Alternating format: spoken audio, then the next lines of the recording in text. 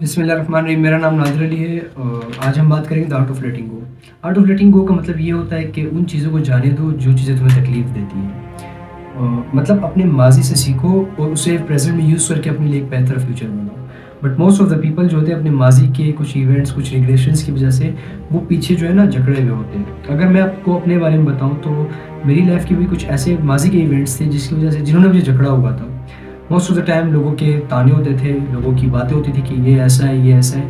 لوگ بدل جاتے ہیں, ٹھیک ہے, لوگوں کے ساتھ جو ہے نا life is all about changing your self. تو بدل جاتے ہیں, لازمی نہیں کہ آپ ماضی میں جو تھے آپ وہ پریزنٹ میں بھی اور فیوچر میں بھی ہو. تو بدلتے ہوئے اللہ تعالیٰ جس انسان کو ہدایت دے وہ بدلتے ہوئے ٹائم نہیں لگتا. تو لیٹنگ گو میں اب لوگ کہتے ہیں کہ لیٹنگ گو بہت مشکل ہے, موو آن کرنا اور اپنے آپ کو سمجھنا بہت مشکل ہے. موو آن کرنے کا میں آپ کو ایک سمپل سا فینومینا دکھاؤں گا. ہر طوفان, مولانا رومی فرماتے ہیں کہ ہر طوفان تمہاری زندگی خراب کرنے کے لیے نہیں آتا. کچھ ایسے طوفان بھی ہوتے ہیں جو تمہارے لیے راستہ صاف کرتے ہیں.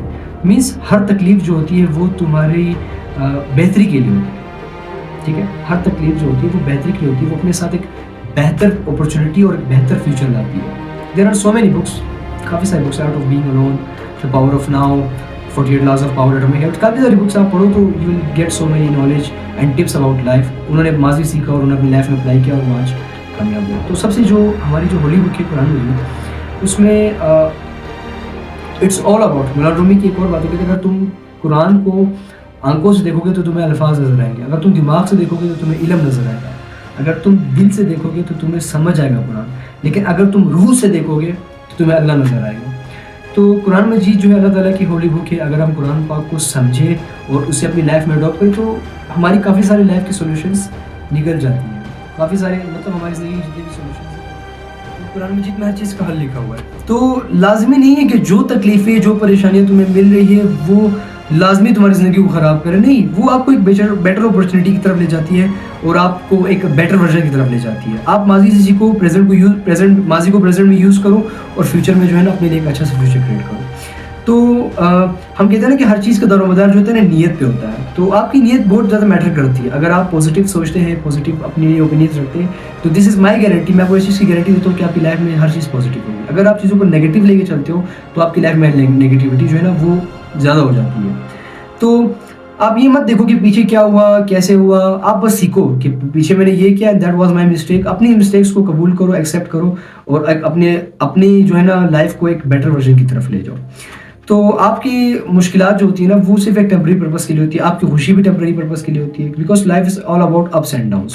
تو چیزوں کو جانے دو. آرٹ آف لیٹنگ گو کا مطلب یہی ہوتا ہے کہ آپ چیزوں کو جانے دو اور آپ تو اپنی ماضی سے سیکھو اور موو آن کرنا سیکھو. تو آپ یہ چیز ایک مائنڈ میں رکھ لو کہ جو بھی تھا میرے لیے بہتر تھا, میرے لیے بہتر نہیں تھا.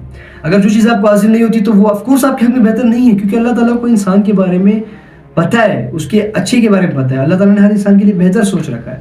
انسان کی جو سوچ ہوتی ہے نا, جیسے یہ کنواں ہے, ٹھیک ہے, کنویں میں اگر میں ایک مینڈک رکھ دوں تو یہ ایک مینڈک کی لیمیٹری سے ایک باؤنڈریز بن جائیں گی, ٹھیک ہے. مینڈک کی جو ہے نا باؤنڈریز بن جائیں گی. مینڈک کو نہیں پتا کہ اس کے باہر کیا ہے, اس کے اس طرف اس طرف کیا ہے. تو انسان کی جو سوچ ہے وہ ایک لمیٹڈ پرپز تک ہے. انسان کو نہیں پتا کہ انسان کو پتہ نہیں ہے کہ اس کے باہر میرے لیے کیا ہے. تو اللہ تعالیٰ کے فیصلے جو ہوتے ہیں نا وہ ہمیشہ انسان کے لیے بہتر ہوتے ہیں. تو ہر چیز میں اللہ تعالیٰ کی مصلحت ڈھونڈو تو دین سی آپ کی لائف کی کتنے سارے پرابلم سولو ہو جاتے ہیں. لائف میں کوئی پرابلمس ہے ہی نہیں.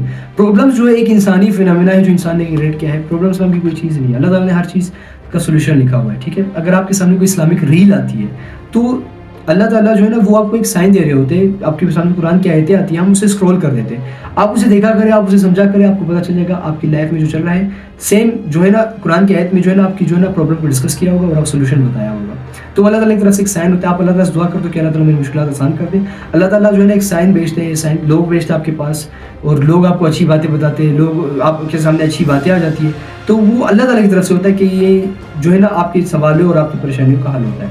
تو فائنڈ یور سیلف, اپنی لائف کو ایک بہتری کی طرف لے جائے اور کم سوچے اینڈ لیٹ اٹ گو. جو ہوا اسے ہونے دو, بھول جاؤ اینڈ موو آن کرنا ہے.